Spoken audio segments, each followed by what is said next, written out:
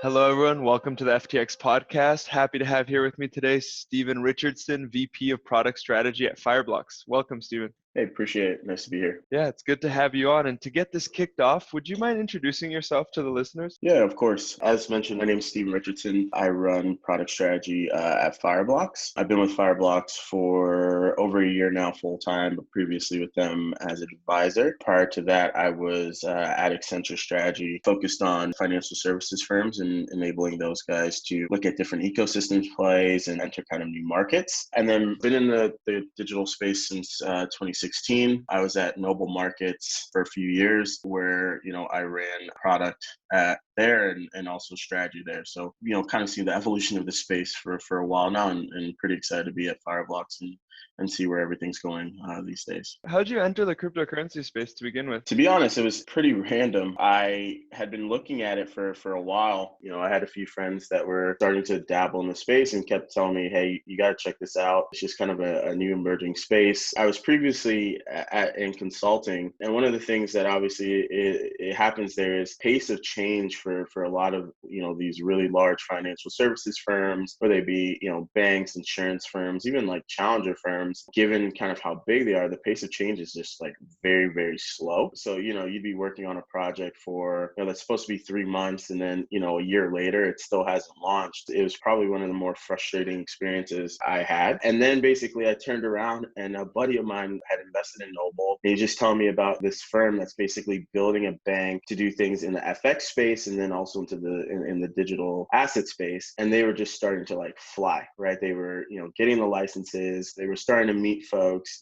Everything was like new. There was a pretty smart team there. And I just thought, it was worth kind of taking a flyer at kind of this new asset class. And then working with the team, we had a bunch of really smart folks that were at the Noble team and gone to a lot of different places after. It was crazy to just kind of be in this space that was pretty nascent and there weren't a lot of guardrails, right? There was real innovation happening there. And, it was just like a really exciting opportunity. Jumped at that chance and haven't kind of really looked back since. Yeah, it's crazy how fast things move here compared to any other industry. It's great. I love it. Yeah. I bet as a product guy, It's crazy. Yeah. I bet as a product guy, that must be one of the best things about it for you. Yeah, I mean, I think it's one of these really interesting things. It's every day you're looking at different problem statements and saying to yourself, what technology exists to be able to solve those things? I think one of the benefits for Fireblocks, we're an infrastructure provider, right? We're not a financial services firm.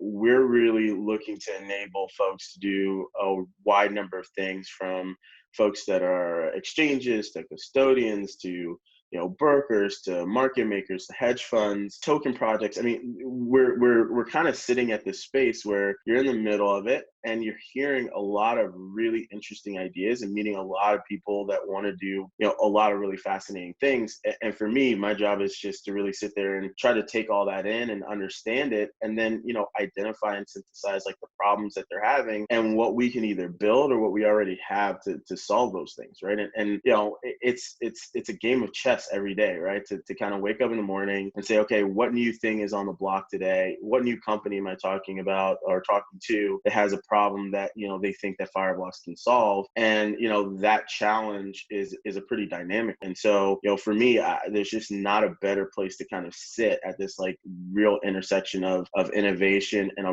lot of really smart people that are coming up with a lot of really interesting ideas and figuring out, how you can solve that. So yeah, it's kind of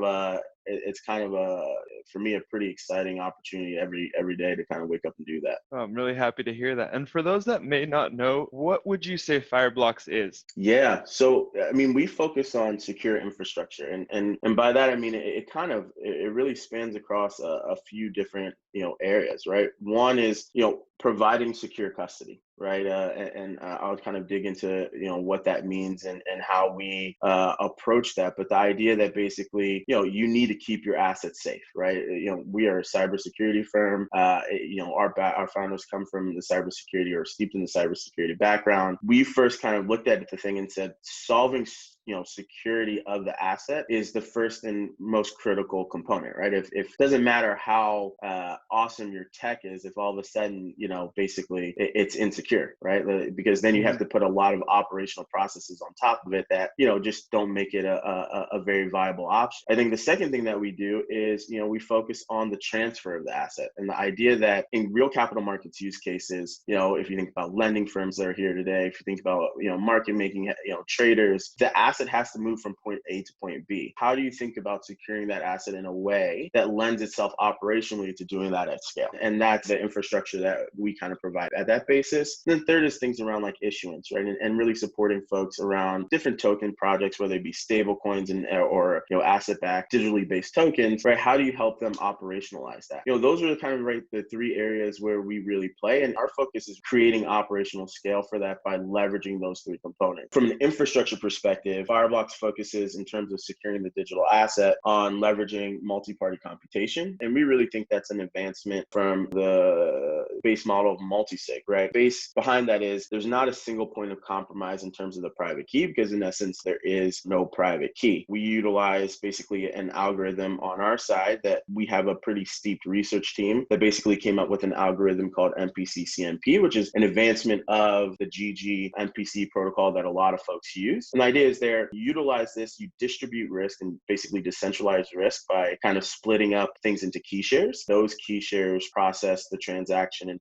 come together to sign the public key. Now, we think basically that's great, right? And we're a huge advocate for MPC. But on a secondary basis, we think it's not good enough for just a protocol to be in place, but the idea that that protocol and all the different components that go into it have to also be secured. We utilize Intel SGX and the trusted execution environments inside of your Android phones and Apple phones to basically put a hardware security layer around the protocols, around MPC protocol, around all the secure messaging that happens on the Fireblocks platform to basically, create another barrier by which it makes it more difficult to ascertain key material and then basically compromise a wallet. That's where we start as a first and foremost. And really, that's the security element of things. And we can kind of talk about some of the other things as well further on in the conversation. Yeah, absolutely. I'd love for you to dive into all three of the tenets that you were describing earlier. So this first one is the infrastructure, the security, and then the next important one for you guys. What do you think is more important, the tokenization aspect or the other aspect, as far as where you guys dedicate time? From our perspective, they kind of fit hand in glove, right? Because when you tokenize an asset, there's the idea that basically you need to operationalize that. You need to make sure that you have the right quorum of approvers, that if you're doing everything from an automated perspective, you have the right level of APIs, but there's the issuance, but there's also the distribution. And the idea that basically that needs to happen with highly secure rails. So that's kind of why I said that they fit together, because from our side, when you think about the concept of Fireblocks network and what we built, it's really thinking through that secure messaging that enables folks to be able to interact right at scale. At Fireblocks, we do, a few 100,000 transactions per month and in the tens of billions of assets moving per month, with a significant amount of those being OTC and direct to exchange. In order to kind of execute that scale and for folks to feel comfortable about automating those processes and actually being able to do that, you have to basically build secure infrastructure that says, when I know that I click on this counterparty or click to this exchange, I know that that asset isn't going to get rerouted. I know the deposit address isn't getting spoofed. There's no idea of, that a man in the middle attack is not going to occur. And when I know all these things, and then I put this operational layer that says, who are the right people that can access the coin? What are the right triggers that basically, prevent like circuit breakers that basically, ensure that the system doesn't get out of whack? When all this infrastructure comes together, and then I know at the bottom end, there's this secure infrastructure that's actually holding my assets, then guess what I can actually do? I can actually start to think about what are the use cases on top of this, like high levels of automation, algorithmic trading, all these different components connecting into front-end UIs that then make this custody infrastructure, right, and this transfer infrastructure scalable to what I really want to do, right? And that is, that's the crux of everything. So it starts with security, right? But that security then lends itself to operational efficiency, which then lends itself to, things like automation and then, what I would call, drivers of revenue growth for a lot of these different businesses. So, all these things fit together. I mean, it's kind of why we sit and we say these are the three tenets, because In essence, we don't think you really do one without the other, right? The idea that you have cold storage isn't scalable for someone that wants to lend assets, right? I Mm-hmm. mean, the idea basically is you need return on capital. You need to put those assets in play in order for it to work, right? All these different things are important. So, it's kind of imperative for us on our side to really address those issues, and then to continue to innovate in that space to make it easier and easier for, folks to be able to kind of execute on their business objectives. And where are you guys focusing your energy right now as far as like what are you guys trying to build out more? Because from my understanding is Fireblocks is basically this very secure custody solution, but that also allows users to move funds instantaneously where they need them to go, which no one else is really doing in the same manner. So I'm curious, is that kind Right. of where the attention is, or are you guys trying to build out new infrastructures to allow other services as well? Yeah, so look, from my perspective, I truly believe in like the idea of building things that enable folks to execute on the edge, right? Well, the whole idea really is centralization happens, and in some ways it's great, and it's great for certain reasons. For folks that are entering prime brokerage, centralization is great because there's someone with a balance sheet that basically secures what you're doing. Okay. And we work with folks that are thinking about prime brokerage today. But things like settlement can really think about how they're being brought to the edges, right? If you look at the OTC space, you look at what's happening, that management of the settlement layer is something that operationally a lot of these folks do themselves. And one of the biggest issues is actually like the context behind settlement and the ability to really like operationalize that at scale. You have folks that are doing it really well and have spent a ton of time building infrastructure to do that. I came from consulting where, from my perspective, ecosystem plays are critical. They allow you to focus in on what is your competitive advantage, whether that be trading strategies, balance sheet, UX and UI experience, whatever that might be. There's certain components that basically are going to enable competitive advantage.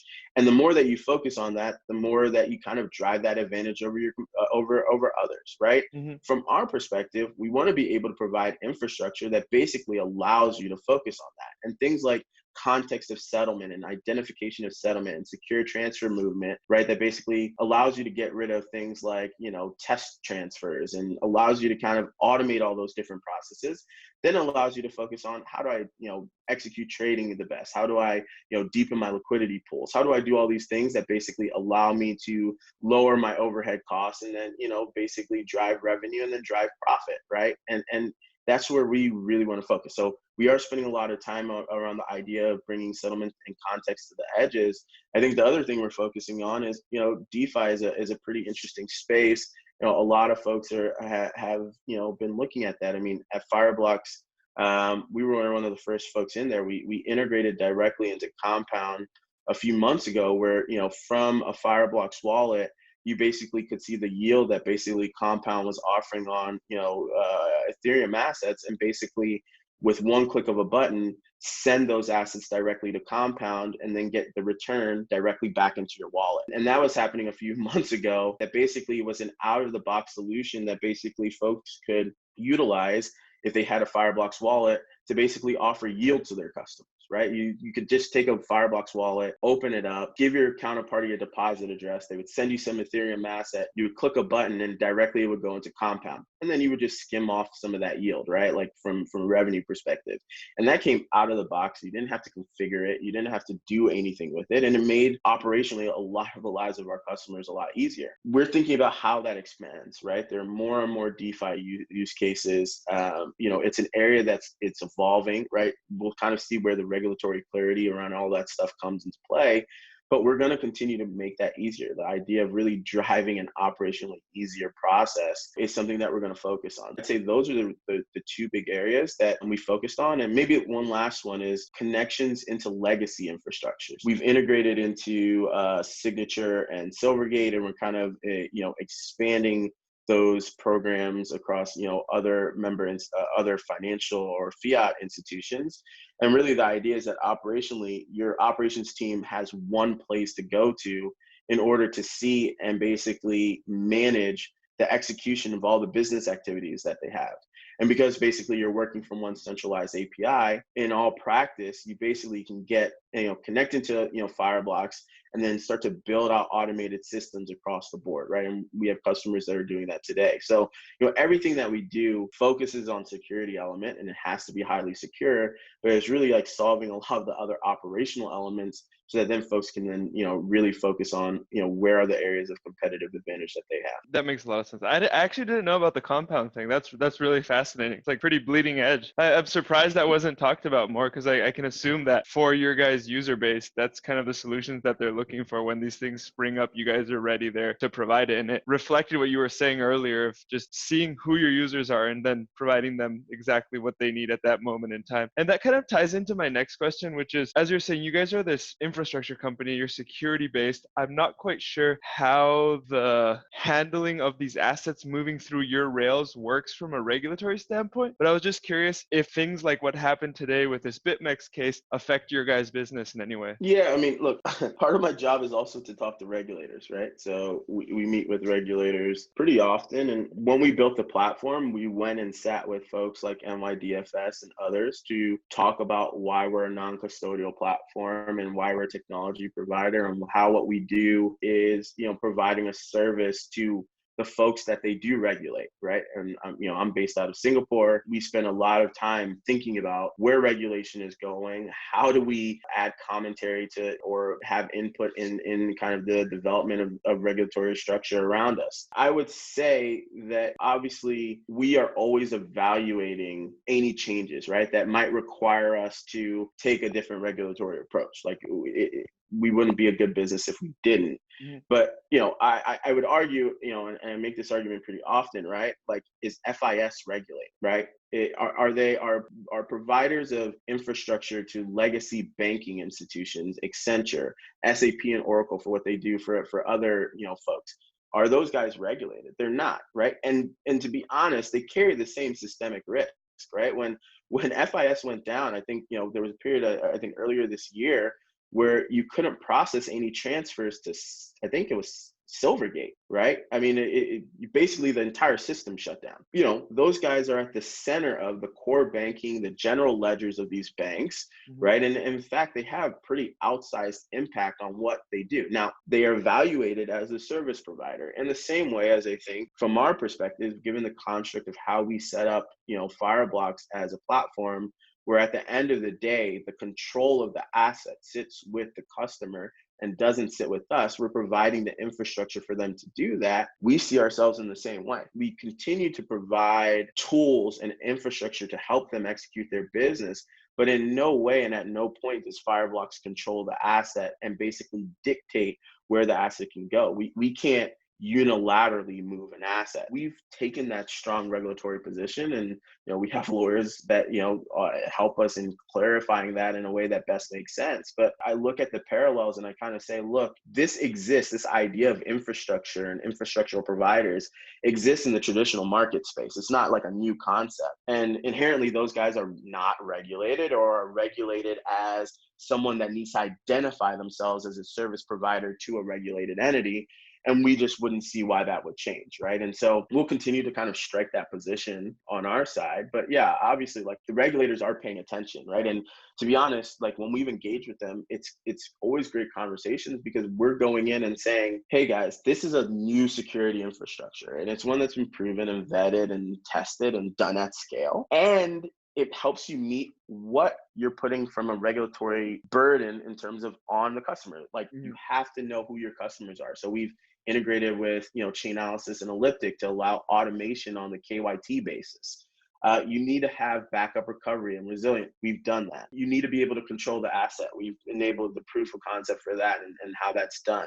You need to have the right operational controls and user management and visibility and transactional management and auditing and all those different pieces. And all of that stuff gets put into place.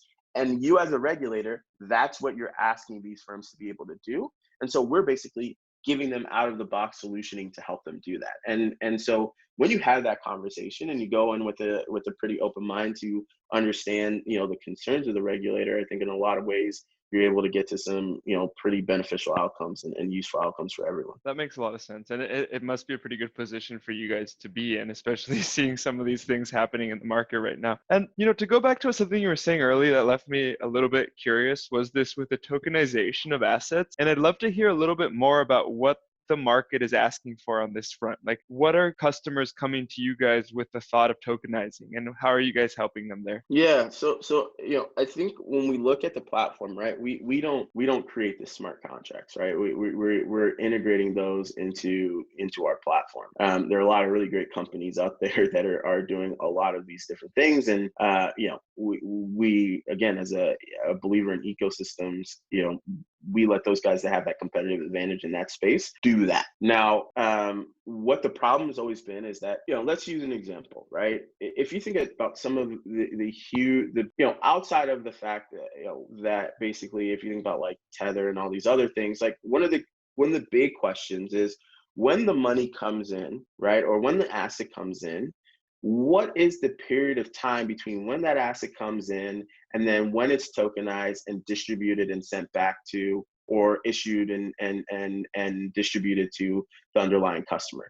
Because if there's a mismatch in that timing and the operational piece, one could argue there's fraud, right? Like one could say if a dollar comes in today, or the dollar hasn't come in today, you basically held on to it, and there's some like mismatch in timing, then basically you're out of balance from your system, right? And you do that long enough, you can't reconcile things. Okay, or you token before the actual dollar comes in because basically the fiat rails or the integration to the fiat rails, aren't as tight as they should be. Okay, and so what we really say to ourselves is, okay, how do we, build a platform that is like fully API enabled, such that a person can tie that into their general ledger or general banking system or core banking systems, and then basically execute that on demand, right? With limited human touch, limited human intervention, but the right amount of like operational protocols that sit on top of that. And that's really the crux of the tokenization platform. So, when we see it, like folks are coming in and they're looking at like different stablecoin projects, right? And tokenizing, different currencies. We're talking to folks about, tokenizing of things like of different bonds, right? Private placement paper. There's like a pretty wide range of like financial products that, folks are looking at really tokenizing, and it's happening, across like major financial institutions, and then some upstarts, right? And that's really the interesting thing, because I think as we look at it, right, the major financial institutions have like a lot of legacy overhead, and the integrations are quite complicated. So there's a lot to really think about to say, how do we make this work within your existing ecosystem, and what are the critical components that have to be shifted in order for you to become a digitally serviced bank, right? In order for you to actually do that, right? There's a lot more legacy infrastructure at a massive global custodian than there is at Revolut or at even one of these, upstarts that we talked to about, enabling the tokenization platform. And so it's really finding and pinpointing, what are those major areas where we have to integrate? What are some of the mindset shifts that have to happen internally to basically operate in this space? And then basically giving folks a platform that then, makes it easy for them to adopt and that is scalable over time, right? If you go to a major financial institution and you say, hey, here, we have this really great platform, use it, they're going to tell you to kind of get out of there, right? Because at the end of the day, there's a lot of complexity in how they have to execute that. And two, re-platforming at a major bank is freaking expensive, right? Like, they don't want to do that again in 3 years. They don't want to do that again in 5 years as the market continues to evolve, right? So you really are making a use case, a strong argument that basically you're going to pick the horse in the race that is continuing to focus on infrastructure, is continuing to kind of understand where the market is going, and that will embed services within that platform and that infrastructure that basically you don't have to re-platform in 3 years. You don't have to re-platform in 5 years, because the provider that you pick is kind of singularly focused on making sure that happens at scale. That's where we kind of play. And that's, I think that's been an argument that it's sat with people well, right? And it's enabled us to kind of be in a lot of really interesting conversations and start a lot of really interesting things. Yeah, that makes perfect sense to me. I've been in software, business management, software sales before, so I know the reticence that these companies face with things like that. And as you were saying, so, you guys had this Compound thing, right? When Compound was just coming out, with their yield incentives and whatnot, which makes me realize you guys aren't reactive, you're proactive. And I'm curious, Right. at least from your perspective, like let's just do this personal, tie Fireblocks into this, but where do you see us moving now? Like what do you see happening in the cryptocurrency market or the blockchain industry, if you want to go that way? For me, folks have kind of said, all right, man, there's adoption, adoption, adoption. And I think that, if you look at kind of the craziness of like global markets, there's been, a case made for holding, digital assets as as a store of value, but just as an alternative asset to dollars and other like major currencies, right? That's one view, right? And the folks that are like, this is going to skyrocket to $100,000, like, great, that's a view, and one can argue whether it is or it isn't. I have my personal points of view, okay? But I do think, the easiest area for adoption is really in the payment space and in, things that are happening with, obviously like things like Libra and the stablecoin space, right? What Circle is doing to kind of make it a lot easier to tokenize assets within your own infrastructure and then, be able to move that. What Signature and Silvergate are doing. And, I think the interesting thing is, as you think about things like Libra, as you think about, maybe where folks like Square and PayPal and all these other guys are going to go, it's going to bring the idea of tokenized assets to the masses in a way that I think it will be really interesting. And there's going to be a lot of infrastructure behind that that's needed. Like, how do these payment service providers take these digital assets? How do they connect to their legacy rails to basically allow those assets to be, cleared and settled and basically remove those assets for the system? How do you reconcile like a global payment space, right? And do it on a digital basis, given the legacy of Swift and given CLS and all these other organizations that handle these things at scale, right? There are a lot of really smart people thinking about this, and it's a really complex and challenging problem. I think if it wasn't one, Libra would have been out last year.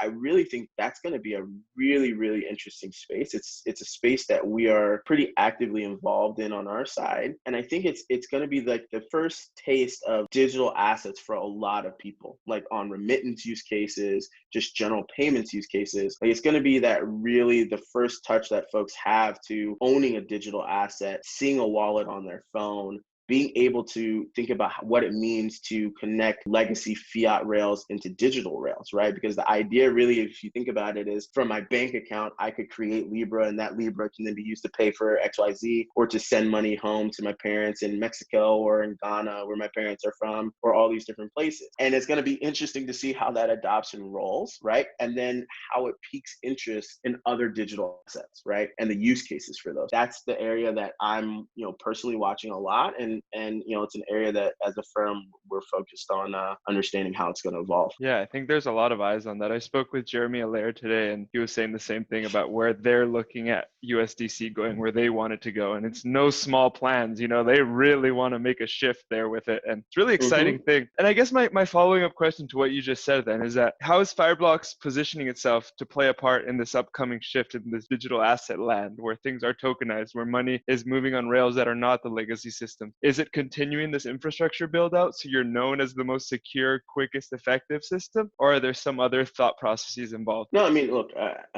I think it's really staying very clear to our mission of the company, which is to be infrastructure. I have financial markets experience, and what I'm able to do is kind of make sure I'm understanding where folks want to go. But there's going to be the likes of Circle and PayPal and what's happening with Libra and JP Morgan and all these guys that have entire teams dedicated to executing on their competitive advantage, which is, understanding the way that money moves. Now, what we're going to do is make sure we understand how they understand it. And then we're going to provide that infrastructure, right?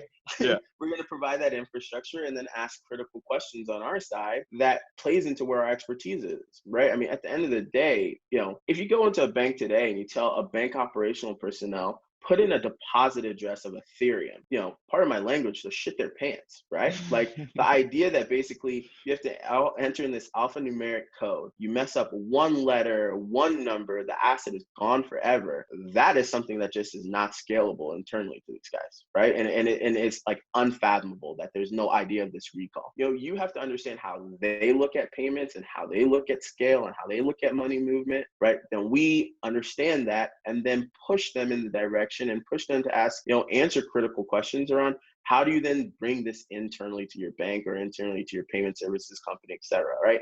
And then when they answer those questions, we're ready to be there with a solution to solve that, right? And that's been what's enabled us, I think, to be, really successful, is that approach to, client interaction, and that approach to the development of products and infrastructure that solve those issues. So I firmly believe, that we will, stay in our lane to really provide the right level of infrastructure. And again, as if there are regulatory changes that require us, in a lot of ways, they're treating digital assets very differently than fiat, even though, fiat in general is, full of corruption and money laundering and all the other things that, digital assets are, known for. But we'll address those, and we'll respond to those in kind and do what we need to do. But we really do want to stay on where our competitive advantage is in terms of adding that infrastructure layer that makes a lot of sense. Yeah, that makes sense to me as well, because you're also helping these people, figure out their vision by being able to lean on you guys in your expertise. And what you just said I thought was interesting, because I read a tweet today that said we're seeing all of these arrests and stuff with the BitMEX case, but just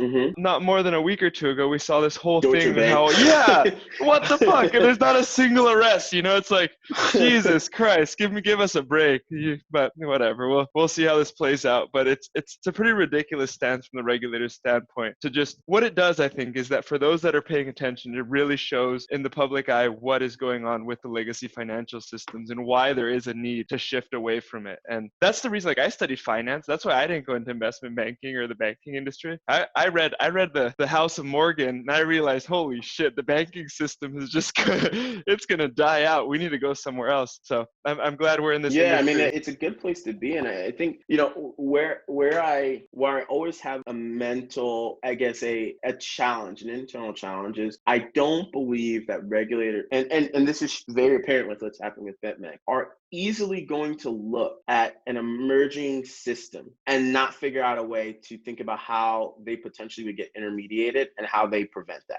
Simple. Look at, in the nexus of software development and software companies and all this other stuff, generally speaking, Google, the likes of Google and Facebook and all these guys have been able to enter a space, right, where there's not a lot of regulation, where that be data, gathering of big data, sales and advertising, social media. There's no real regulation in those spaces, and dominate. Basically, build first, ask later, right? And when you're at such a scale, basically, you kind of do what you need to do, and then it's hard for the regulator to then step in,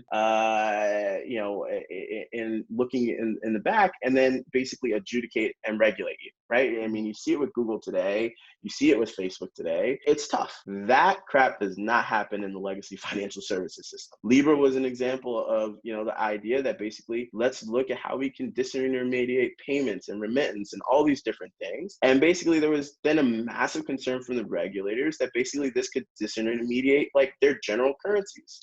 Yeah. And what did they do? They just immediately stepped in, and they were like, this can't be done this way. I always have this internal struggle with, understanding, what the potential of digital assets are, but also understanding the strength of regulation and the idea that at this moment, until there's a point where you can pay all your salaries in a stable coin, and that stable coin can be used to pay rent, and that stable coin can also be used to pay for food, right down the stream for people that aren't digital asset maximalists, you still have a reliance on the legacy fiat rails and legacy fiat infrastructure, where central banks and governments still control those things, right? And so you have to figure out a way to play nicely, and that's going to be the intriguing. That's where I say payments becomes interesting, right? Because you have technology companies that are really going to step into the space, but are also talking to legacy banks because they need to park the fiat. They need to park the capital there, right? And the question is there a point where these things kind of disintermediate away from each other 5 to 10 years down the road, where that free floating